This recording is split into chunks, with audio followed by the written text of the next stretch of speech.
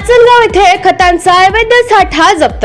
खतांच्या 723 बॅगांची विनापरवानगी साठवणूक. वर्धा जिल्ह्यातील कृषी विभागाच्या धडक कार्यवाहीचे सत्र सुरू आहे. भरारी पथकाच्या माध्यमातून रविवारी गोपनीय माहितीच्या आधारावर नाचनगाव येथे एका राहत्या घरात धाड टाकण्यात आली. या कार्यवाहीत सेंद्रिय खतांच्या तब्बल 723 बॅग अनधिकृतपणे साठवून ठेवलेल्या आढळून आल्या आहेत. कृषी विभागाने केलेल्या या कार्यवाहीमुळे खतांचा काळा बाजार करणाऱ्यांचे धाबे दणाणले आहेत.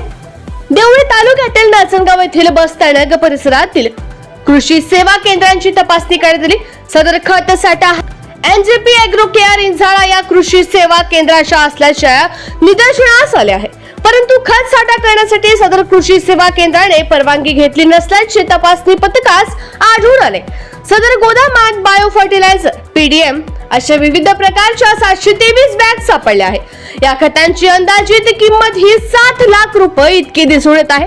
या खतांच्या विविध सर्व पोत्यावर बॅच नंबर एकच, उत्पादनाची तारीख देखील एकच आढळून आली. खत नियंत्रण नियम 1985 नुसार सदर खतांच्या गोण्यांवर नियमानुसार आवश्यक तो मजकूर छापला नसणे, सर्व खतांच्या गोण्यांवर एकच बॅग क्रमांक व एकच महिन्याचे उत्पादन तारीख नोंद असल्याचे दिसून आले. खत नियंत्रण आदेश 1985 मधील तरतुदीनुसार भरारी पथकाने सदर खत साठ्यास विक्री बंद आदेश दिला असून सर्व खतांचे नमुने हे अमरावती येथील प्रयोगशाळेत पाठवले जाणार असल्याचे सांगितले आहे.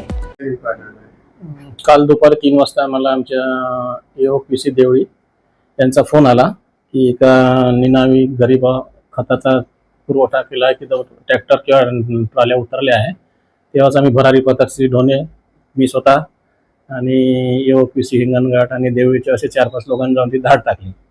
त्या धाडीमध्ये एका घरी गोदामात आम्हाला 724 बॅगा, जे की खत नियंत्रण 1985 नुसार असणे आवश्यक नियमानुसार नव्हत्या. गोण्यावर ज्या पोत्याच्या ज्या गोण्या आहे खताच्या, त्याच्यावर मॅन्युफॅक्चरिंग डेट एकच आणि बॅच नंबर एकच, सर्व क्वालिटीवर, या म्हणजे अनधिकृतच होत्या. त्यामुळे आम्ही ती धाड टाकली आणि त्यांच्या आता आम्ही सॅम्पल घेऊन प्रयोगशाळा अमरावतीला पाठवणार आणि अमरावतीच्या प्रयोगशाळेतून त्याचे सॅम्पलिंगचे रेकॉर्डिंग आल्यावर ते जर अनधिकृत आणि मिस ब्रँडेड असले तर त्यांच्यावर आम्ही न्यायालयीन चौकशी करून परवाना वगैरे रद्द करणार आणि कंपनीवर न्यायालयीन कारवाई करणार.